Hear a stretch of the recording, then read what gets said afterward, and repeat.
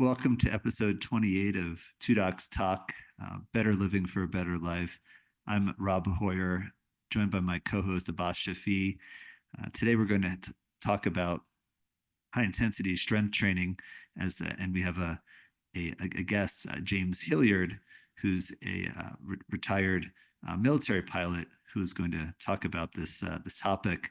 Before we dive in, we just wanted to talk a little bit about the pillars of lifestyle medicine. We've focused on these pillars over the past 27 episodes.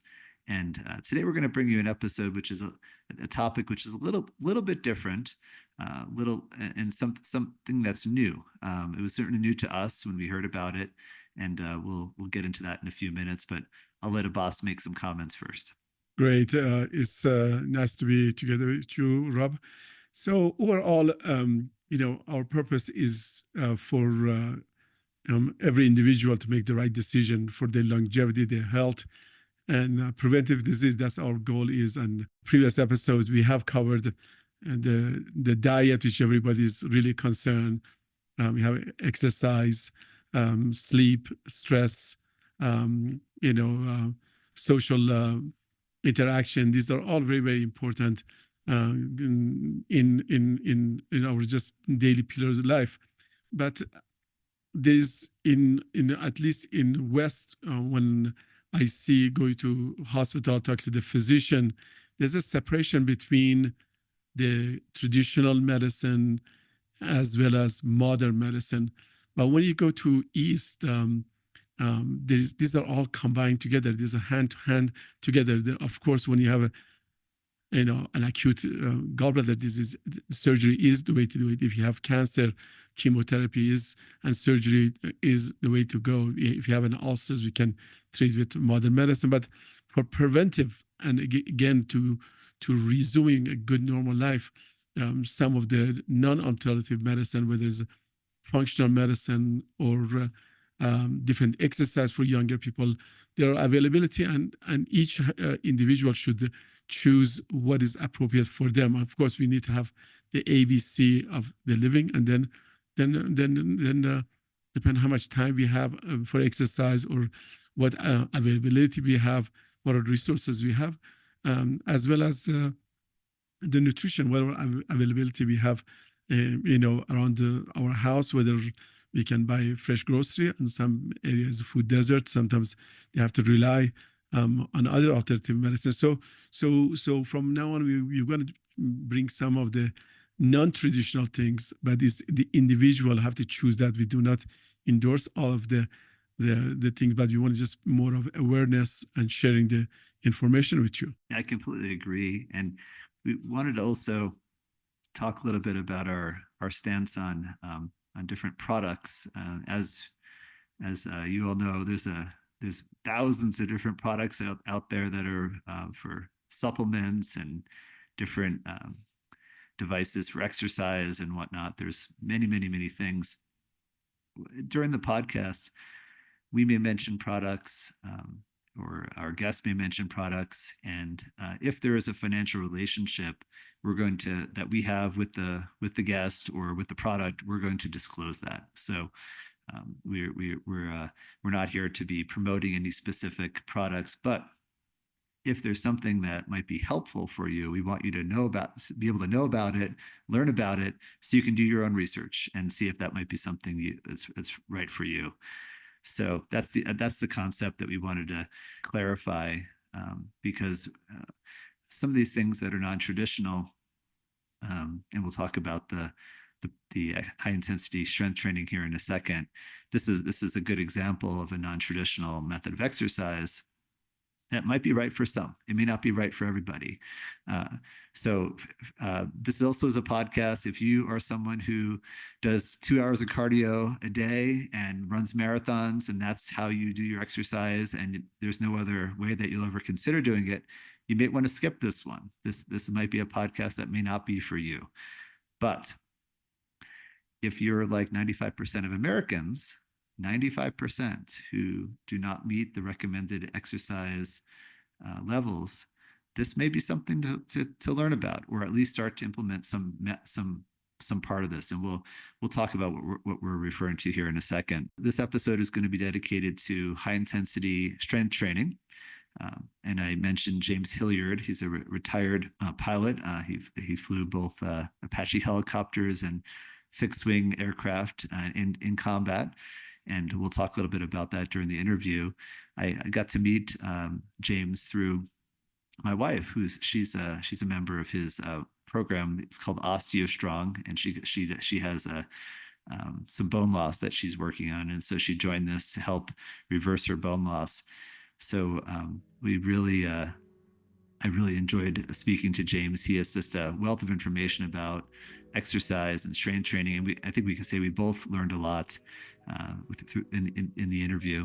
Abbas, do you have any other comments? No, I think without further ado, let's talk to James. We present James Hilliard. Like I said in the intro, we're here tonight with James Hilliard. And James, thank you so much for coming on Two Docs Talk. Oh yeah, no, this is my pleasure. Again, thanks for the invite. Yeah, this is pretty cool. My wife recommended that I speak with you, and when she says that, I said, okay, I've got to talk to this guy. So thank you.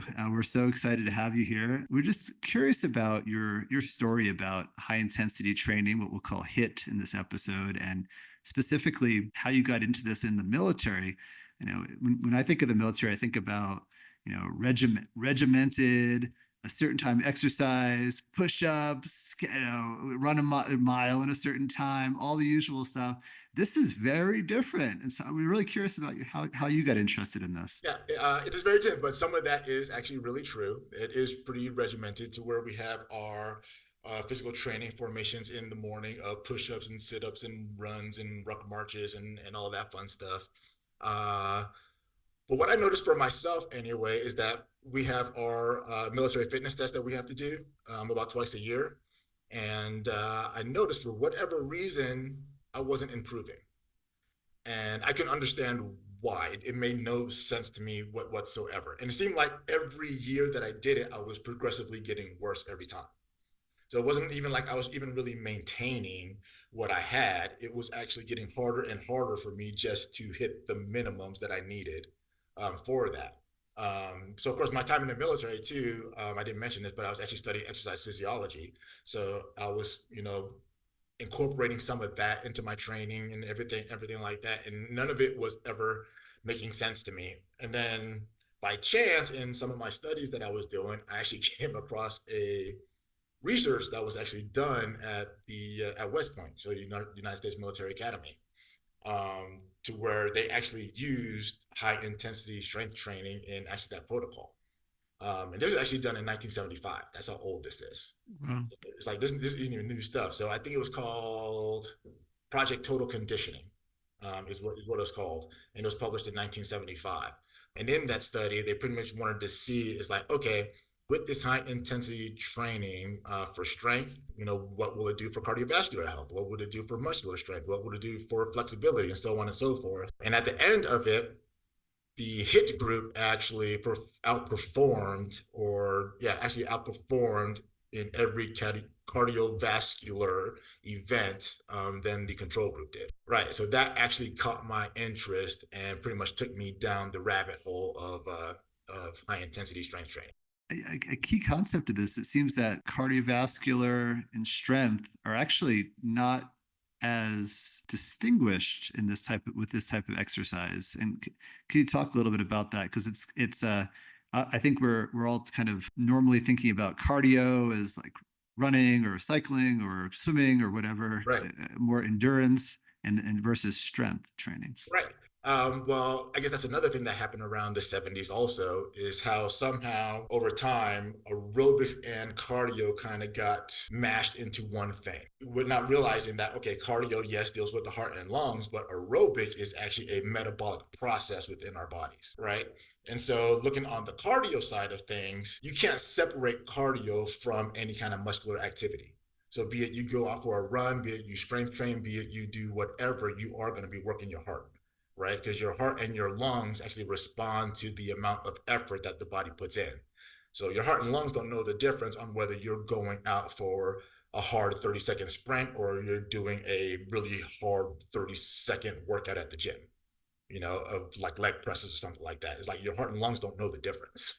They just know that the body's putting in this much effort and therefore it needs to pump this much blood and respiratory rate in order to compensate for it. So there really is no separation, if you will, of cardio and the amount of work and amount of demand that you're actually putting on the body. When you started this, I'm just curious, did you do strength? Did you do some type of sprinting? Because there's all sorts of different it's a whole like menu of what you can do for HIIT exercises. I'm curious, what did you do when you were starting this process? When I started, well, I would say even for myself, when I started the process, I probably did what like a lot of people did and probably didn't believe that it was possible that you can work out this little to get those results kind of thing. So for those who don't know, high intensity training is a very abbreviated workout program to where you're only working out for, I think some examples, I only had them working out for like 9 minutes a week. Right. And some of the examples. Right. And so even myself, I can wrap my head around. It's like, how can I only work out for 9 minutes a week and be able to get these results? Right. So it took me a good, maybe a year and a half before I finally actually put that into practice.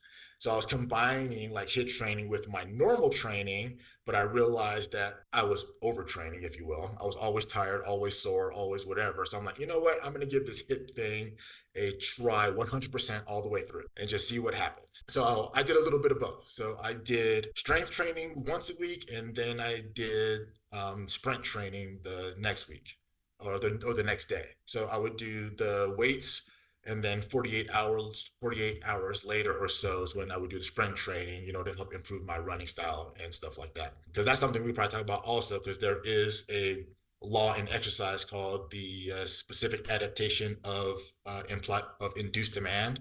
So your body adapts to the demands that you put on it.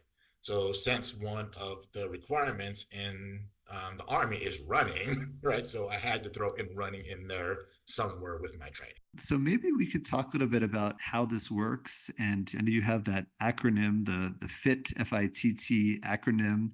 And then I know Abbas has some questions about the muscle we wanted to ask you about. So FIT, of all things, is actually one of the principles of exercise. And it's kind of how this works. So it's frequency, intensity, time, and type. So of course, frequency is like how many days per week you would do it. Intensity is just that, the demand that you put on the body. Time is how much time you're putting that demand on your body. And of course, type is just the type of exercise. And what they found and what they're discovering, at least back in the 70s, a gentleman by the name of Arthur Jones suggested that the more intense you make an exercise, the less frequent you can do it, right? So the frequency and intensity are inverse of each other, right? So the more frequent you do something, the less intense, the more intense, the less frequent. So that's kind of what bore the high intensity training concept back in the 70s with Arthur Jones. He's like, it's a better idea just to train harder, but to train briefer versus the other way around if you want maximum results in your strength training. And the results were similar to each other? Yeah, there are actually, some argue that it would be better because a lot of the studies were done like for 8 to 12 weeks. Mm-hmm. Comparing the high intensity training to like a standard weight training protocol. So they were roughly the same. But some argue that if they would have kept on longer, say beyond the 12 weeks, that the people that were doing the standard weight training program, that they eventually would have plateaued and stalled. And then that the group doing the high intensity training would have continued to grow. Let's go to some basics of just can you see some pathophysiology or anatomy of the muscle so people can understand, as you use this FIT program, how does the muscle, sees it and how it responds to it and for longevity, how much it helps. All right. So as far as it's kind of funny because like muscle types always seem to change every few years. It seems like. The one that hasn't changed at all, though, is type 1 muscle. So that is what we call your slow twitch muscles. That is where that one is what they call the slow oxidative muscle, pretty much primarily used in the aerobic system. So this is where you see your long distance runners and everything like that. That's primarily the muscle that they use there. And then you have your type 2 muscle. And in type 2 muscle, you have type 2A, which is almost like a combination of your type 1 muscle and kind of what they call the type 2B muscle. So it has some aerobic capacity and some anaerobic capacity in it as well. So it has more power than the slow twitch, but it doesn't have as much endurance as the slow twitch though, either. So usually in the type A range, that's where a lot of times you see like your power lifters, your sprinters, and so on and so forth. Type 2B, on the other hand, this is what they call the elusive type 2B.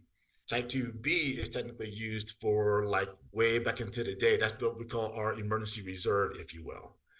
So like if you had a tiger hunting you and you really need to get up that darn tree, it was your type 2B muscles that was getting you up that tree, or the times where you hear a story of a mom lifting a car off their kid, kind of thing. That is the type 2B muscles that are kicking in at that time. And the way it goes, pretty much the majority of the glycogen that we store is actually in the type 2B muscles. So what high intensity strength training does, and the whole intention behind it, is to fatigue all three of those muscles. So you want to fatigue type 1, type 2A, and type 2B, right? So you want to get all the way down to that type 2B to wipe out the glycogen in those muscles right there. And it creates what's called a hormonal cascade. Because once you do that, it sends off a whole widespread of adaptive properties that your body needs to take place in order to adapt to the load. Because it's very rare that we actually get to those type 2B actually muscle fibers when we're doing any kind of training. And that's when you use the high as a O2 max. Is that correct? For using the, providing oxygen and other things to the muscles. So you need to use oxygen and you increase your oxygen capacity. Well, right. Because the way, like, if you want to go into how our metabolism works within the muscle, right? Because like our aerobic and our anaerobic system are constantly working together, right? And unfortunately, like when we focus so much on endurance, we think we're separating the two. We think we're just working on aerobics and you're separating the whole anaerobic side. But you really can't separate. They're both always working at the same time. One is just more active than the other, right? So that's where this comes into play is, so parts of your anaerobic system goes through an entire chemical process, right? And it creates this product called pyruvate. Then pyruvate goes into the aerobic side of the cell, if you will, and that's what all that's mixed with oxygen, all that stuff to kick out like 36 units of ATP, right? So they're all working in synonymous and working in conjunction with each other.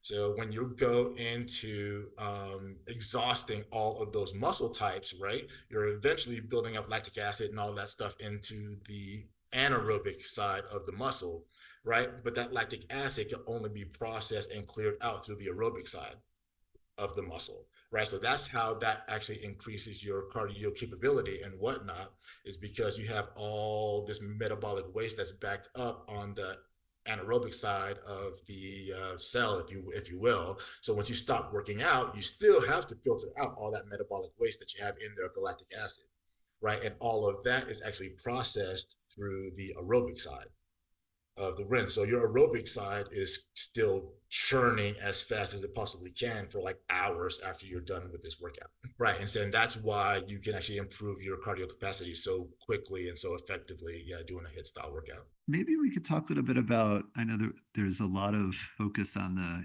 VO2 max as one of the biggest predictors of longevity, but muscle mass and muscle strength are also hugely important. Could you comment a little bit about those, and also maybe a little bit about like just HIIT training in general, like kind of how to do it? Because when I was looking at this, it almost seemed like it was like it's like nutrition. There's all sorts of different approaches. There's this way, there's this way, there's this way. There's like 10 different ways to do it. How does one get started with this? To answer the question on muscle and the longevity side of it, because if you look at our recommendations for exercise and whatnot, our government guidelines and everything like that, everything is pushed towards the endurance side of things, right? But that's only one equation when it comes to fitness and exercise, because you have strength, you have endurance, you have balance and flexibility. You have all four of those that needs to be in place, but all of our emphasis here, at least in the United States anyway, is pushed on the endurance side of things. And I understand that because, everything was pushed towards cardio health. So if you want to improve your cardio health, again, they put cardio and aerobics together into one thing, one box, right? And they completely ignored the strength side of it. So what's so important about adding muscular strength and just muscle mass period to the equation is that not only is muscle just good for locomotion to get you from point A to point B, but also just maintaining muscular strength. That's what gets you off the couch every day. That's what gets you up and down the stairs. That's what helps prevent trips and falls and maintains your balance. But not only that, your muscles are actually the reservoir of amino acids, right? And amino acids play a massive role in from hormonal production to hemoglobin to creating antibodies when you're sick to I believe it's that hormonal production already, but yeah, so it plays a massive role even in your overall health that seems to get overlooked, right? Yeah, so amino acids actually play a massive role in what happens in our bodies and whatnot. Not only that, our muscles are actually the storehouse of glucose as well, right? So of course, as you lose muscle mass, if you go out and have your glucose pretty much has nowhere to go. It just circulates in your bloodstream, and either gets converted to fat or you end up becoming diabetic sometime down the road. So actually, yeah. So if people want to help alleviate lower their A1C scores, yeah, just go strength train, build some muscle mass. Why do you think we have not heard about this concept earlier, or is not more in main stream media? So just you see a lot of this from jazzercise to this to that. Every deck has a quick fits, and but this is such a basic concept and such a it is. Makes sense things, but has not been in the mainstream. What do you think it is, and how we can sort of improve that? Yeah. Honestly, I don't know why it hasn't hit mainstream yet. Like I said, it's always been in a small niche because unless you're looking for it, you're really not going to find it. Right. But again, I think that goes back to is that a lot of our guidelines are based around endurance. Get your 150 minutes of exercise per week or 75 minutes of vigorous activity. And if you read the guidelines, it's like talking about strength training. It's in there, but it's almost like a passing little thing, like you can do it if you want to, kind of thing. It's not right. They make the endurance side of it seem so paramount that it's the one thing you need to do, and then it's like, you can add strength training in there if you want to, kind of thing. However, though, I just read this not too long ago. In the UK in 2019, they actually reversed that in their guidelines. Right. So in the United Kingdom, they actually have strength training over aerobic training now over in their guidelines. But there is a slow movement going on here in the United States that's trying to put more emphasis on muscle mass and muscle strength. Particularly, I've heard there's a Dr. Gabrielle Lyon out there. She coined the phrase muscle-centric health kind of thing. So her and Hope, her little cohort, are trying to create that narrative also to work on muscle mass.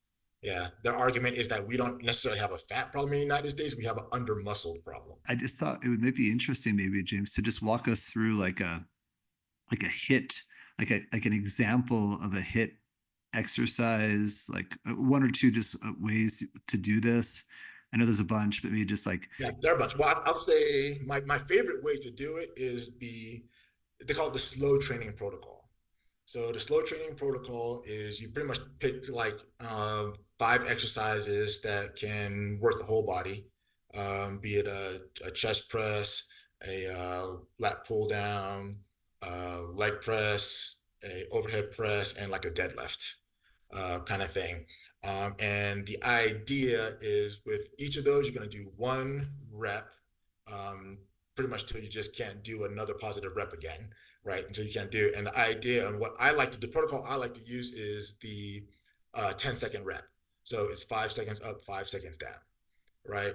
And there's no pause in between the reps. So you slowly go up, you don't lock out your arms or anything like that, and then you bring it back down, but you don't let the weights, rest and everything like that. So your muscles are always constantly under tension the entire time. And the goal is to go for anywhere between 30 seconds to 90 seconds. So that's why I like to do the 10 seconds because it makes it easier to know. So if I do 3 reps, that's 30 seconds, right? If I do 9 reps, that's 90 seconds. So if I choose a weight that is too heavy and I can't get to 3 reps, then I know it's too heavy. Right. And so I'll lower the weight and everything like that. But if I get to the point where I can do more than 9, then I increase the weight. And the reason why I like to do it the slow motion one is only because it's extremely easy on the joints. Right. Yeah. So it minimizes the amount of force and everything that you put on your joints, unlike some of the other protocols that might be out there. That's probably a key, I think, with this HIIT training is focus on slow movement, trying to reduce injury risk, because most injuries, as we know, occur during movement. There's usually a fall or a trip or something moving. Right. And then also the focus on recovery seems really different, because that's something that's really not, I mean, of course, everyone knows they should, if you do some kind of activity, you should wait a little, wait a day or two to do it again. But this is like a week. This is totally different. Yeah, it's a week. So as we talked about before, when we talked about, getting all the way to those type 2B muscles, right? So the deeper you go into the muscle, the more rest you need. So like your type 1 slow twitch muscles don't need that much rest at all. They recover extremely, extremely quickly. Your type 2A muscles, they just take a little longer. But if you can get all the way down to your type 2B muscles, yeah, those ones can take up to 6 days or longer to fully recover. And a lot of times the way you know that is if you try to go to the gym and you do the same exact weight again with the same exact reps, you're probably going to fall like 3 reps short of it because your type 2B muscles have not recovered yet. So, and that's kind of the tricky part with HIIT, and even with myself, because I was so used to doing like a higher volume of training that I felt rested. I feel rested and feel recovered. Like, oh, I can go do this again. But then I go do it again, and I don't hit the same numbers anymore. Just curious, how did it go when you changed? Did it work? Did you get better? Oh, it worked out beautifully. What happened? Yeah. So I actually gave it a try for a full year. I'm like, you know what? I'm going to give this a try for a year, see what happens. And actually, I cut out. So anyway, I'll say once I retired from the military anyway, I stopped the running. I stopped all that stuff. It's like, I'm just going to focus on the strength and see what happens. I'm going to do this for a year, only the strength, only do it once a week and see what happens. And oddly, I got the leanest and the strongest and the fittest I have ever been. Yeah, I did not expect that at all. And no change in your diet, correct? Yeah, I didn't change much in my diet. So my diet has been pretty similar for a long time now. So I didn't even change my diet at all. So it was exactly the same. The only thing I changed was just my training protocol. Just doing the HIIT style strength training once a week, once every 7 days. And I'm literally in and out in 10 minutes. Yeah, I was impressed. I was impressed. The hardest part was me just to wait a week, just to sit there and do nothing, and wait for the next workout to come. Did you do a little bit? Would you do like some stretching or a little bit of, I don't know, fast walking, or what do you do in between? Yeah. So I still do walking. So I have a pup, so I got to take her out for a walk pretty often. Yeah. So I still get my 10,000 steps in. So I will say that. So high intensity training does not negate the need for regular movement, right? Because there's certain bodily functions that still work very well with regular movement, such as like blood circulation, to get better, right? As you're walking and your muscles are contracting as you're walking, it's helping increase your blood circulation. Same with your lymphatic system. Your lymphatic system works best with movement, not while you're sitting stagnant. So just doing a HIIT style training does not alleviate you to go and just sit on the couch for the next, hours, or so after doing a session. So you still got to get out there, get your 10,000 steps. So that's what I would do. I would do my high intensity strength training once a week, but I did get my 10,000 steps every single day. Yeah, walking my.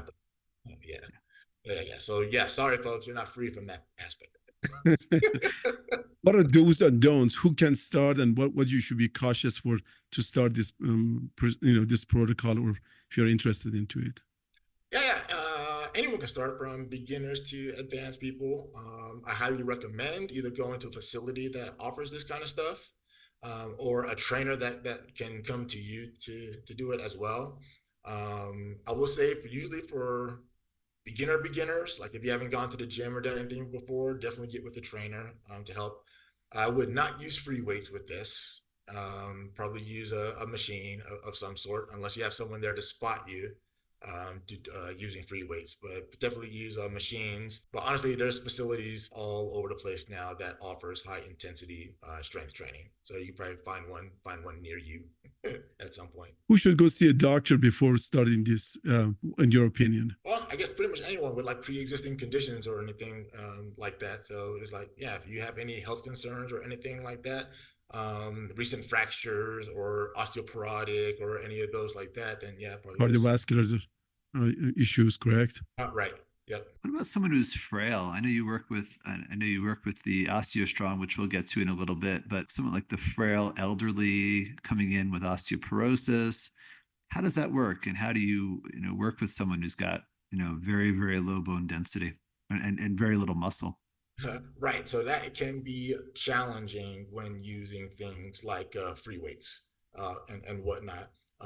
Since you brought up what we do at OsteoStrong, we have like proprietary machines in there to where they can safely control the amount of force that they can apply.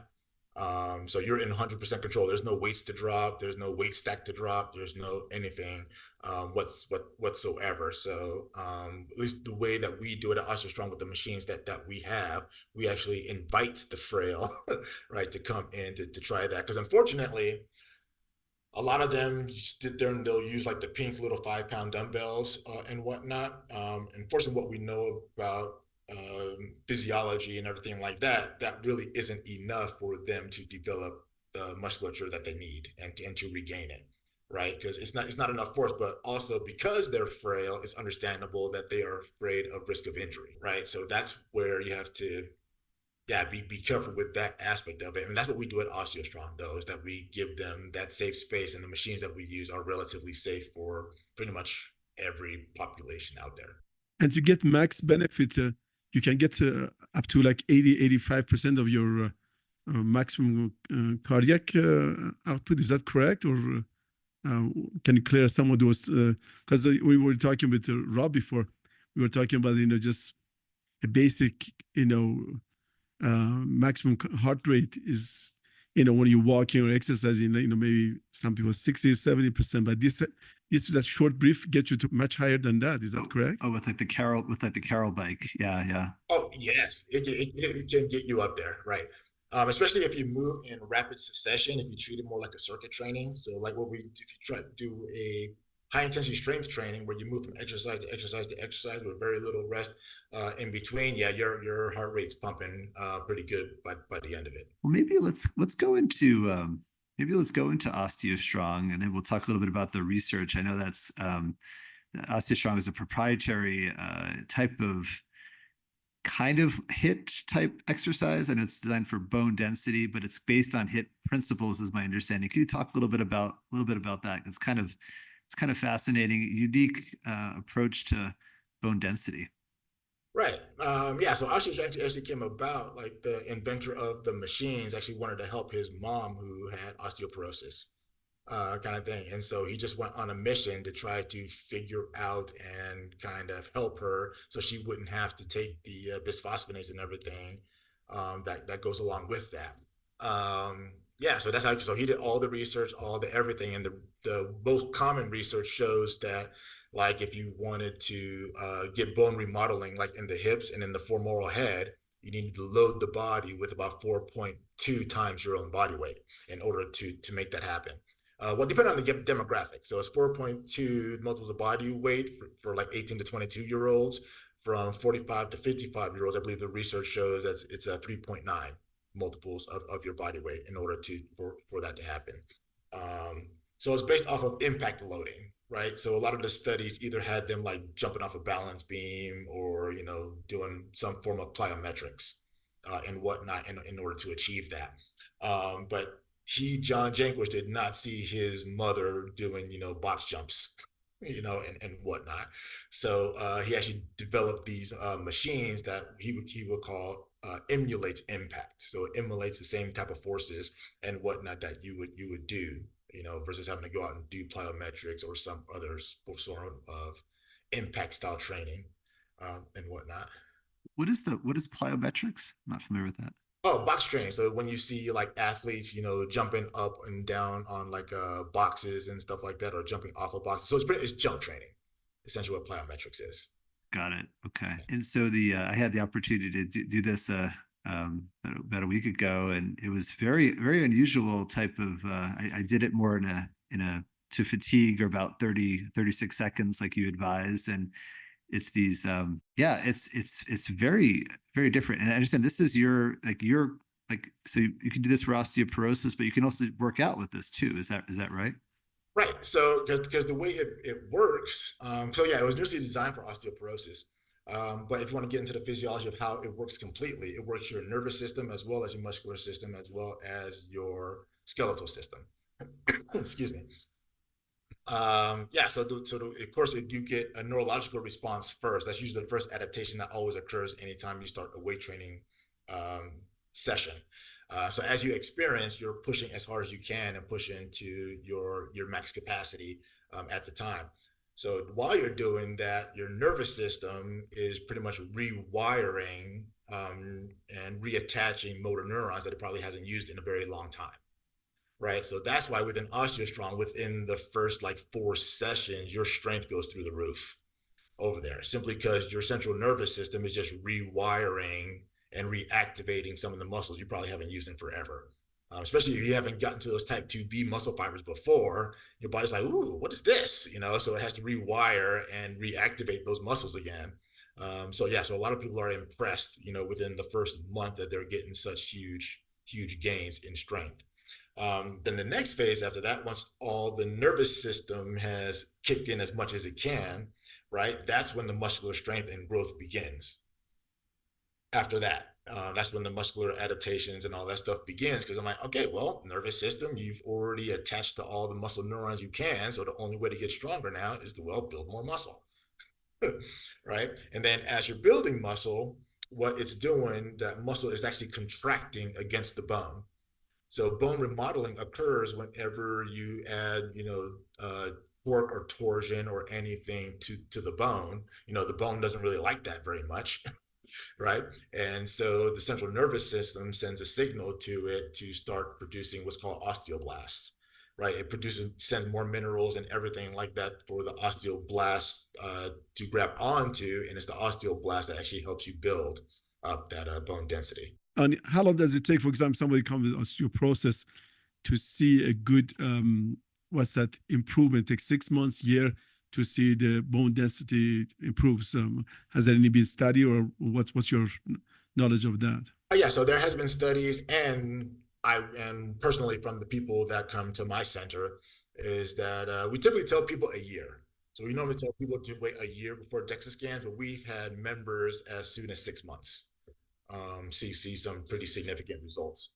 But also we warn them, we don't warn them, but we let them know that just coming to OsteoStrong isn't going to be the be all end all, right? Because first off, you have to figure out if it's a bone density problem, you have to figure out, okay, what was causing the bone loss in the first place, right? And are you still losing bone? Because if you're still losing bone and you haven't figured out why you're still losing bone, just coming to OsteoStrong isn't going to just magically fix you, right? So it might slow down the process, but then it might not actually help you reverse your osteoporosis. So we tell them that straight up, that it could be lifestyles, medication, it's all these other things that you probably need to take care of in order to see the full benefits of this.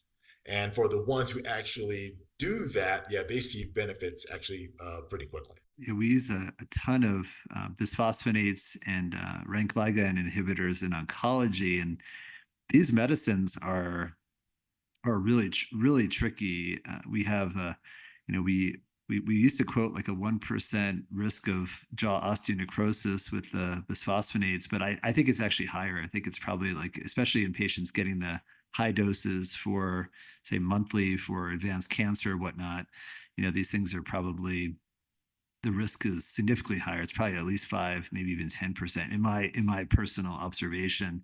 But even the bisphosphonates used for just the oral bisphosphonates for bone density, these things have side effects, and we have to be careful about that. So Right. And that's usually why a lot of them come to us. And we don't try to deter them from them. I'm like, if you and your doc come to that conclusion, like that plus this can kind of work hand in hand, to even speed things up even more for you.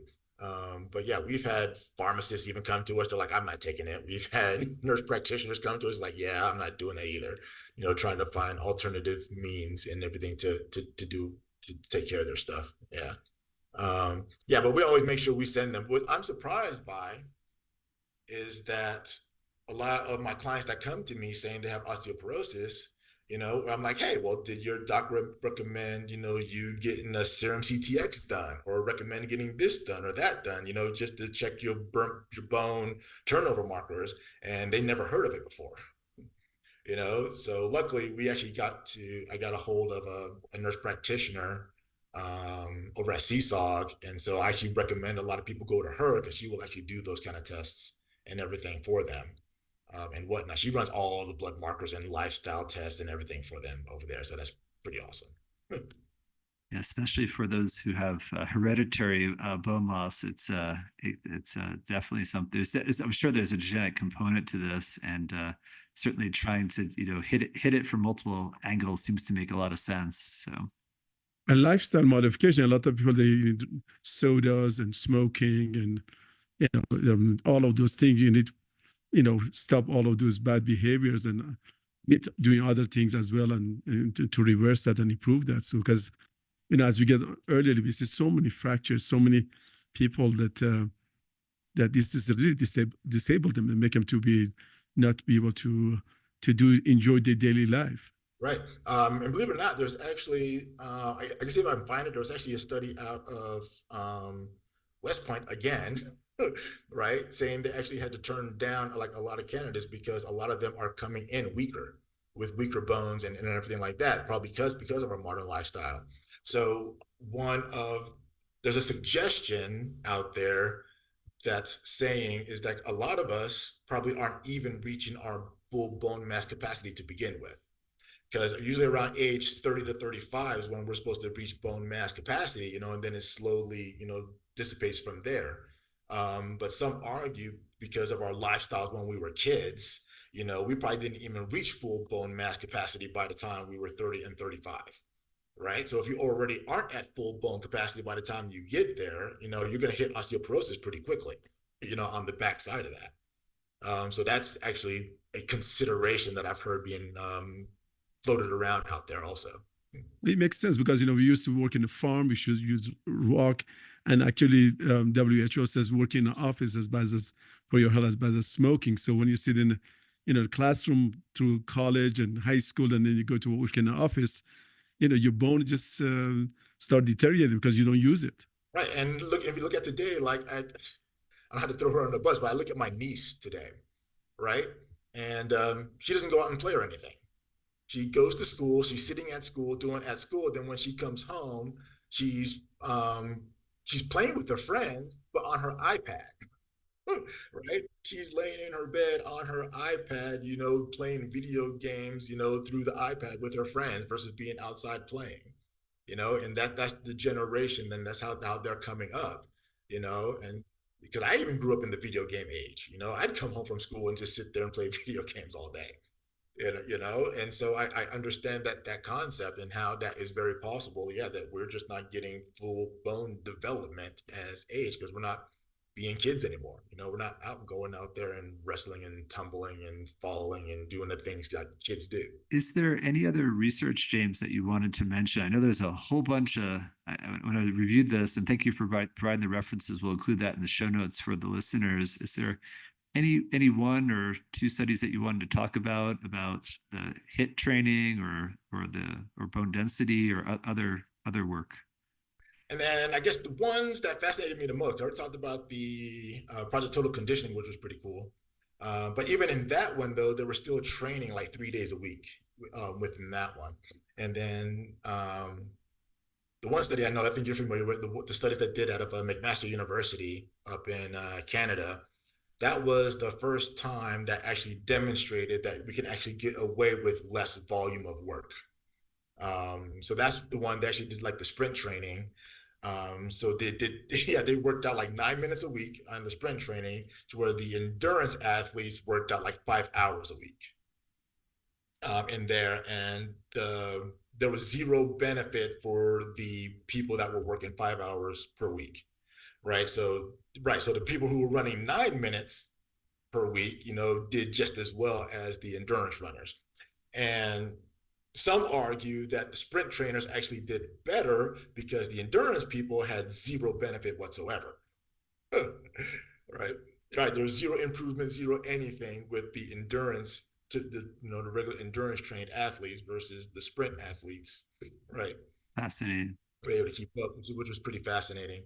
Oh, and one other thing that people might be interested to know is on the cardio side, is that they're suggesting, because when we think of cardio, we think of heart and lungs. That is the heart and the lungs that's pumping the oxygen and everything like that to our muscles and everything like that. But more and more research is showing that aerobic conditioning is actually localized in the muscle and not the heart and lungs. So a study that was done in, I want to say it was 97, and another one, and it was redone again in 2000. They put people on a bike for sprint training, but they only exercised the one leg. So they did sprint training on one leg, and the control group just did endurance training on the one leg. And then I want to say it was 8 weeks. And then they retested them again. And then the sprint group on the sprint leg, their VO2 max improved on the sprint leg. But when they tested the leg that was untrained, there was no VO2 max improvement. Right. And so we think that cardio is a global thing throughout the entire body, when it actually really is specific to the muscle that is being trained. Right. And that's what those studies actually suggest, that aerobic capacity actually gets built within the muscles that are being trained, not necessarily within the heart and lungs themselves. You think because of the muscle, what's that demand, make the cardiovascular better? Right. It's your muscles that's able to actually absorb and utilize the oxygen better. Right. So it's not like your lungs and your heart got better at their capacity of getting the oxygen and blood there. It's just that the actual muscle got better at utilizing the oxygen and the nutrients and everything that was being sent its way. This is such a fascinating topic. Wow.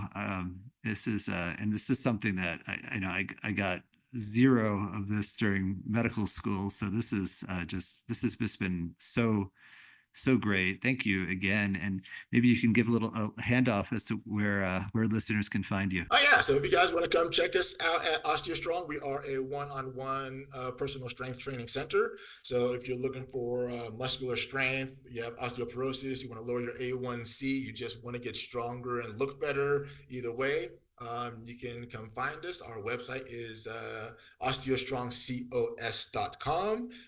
We offer the first session's free. So if you want to come in and try us out for a free session, you are more than welcome to do so. I just give a shout out. OsteoStrong is actually, we have about 150 locations around the world. So try to see if there's OsteoStrong near you, and let them know James sent you. Thank you so much. Well, I'm learning so much about this because I was not quite aware of this the past month or so. I've been so fascinated with this, and I'm looking forward to start some of my own program. I greatly appreciate it. Oh, yeah. No, I'm happy to share. Thank you so much.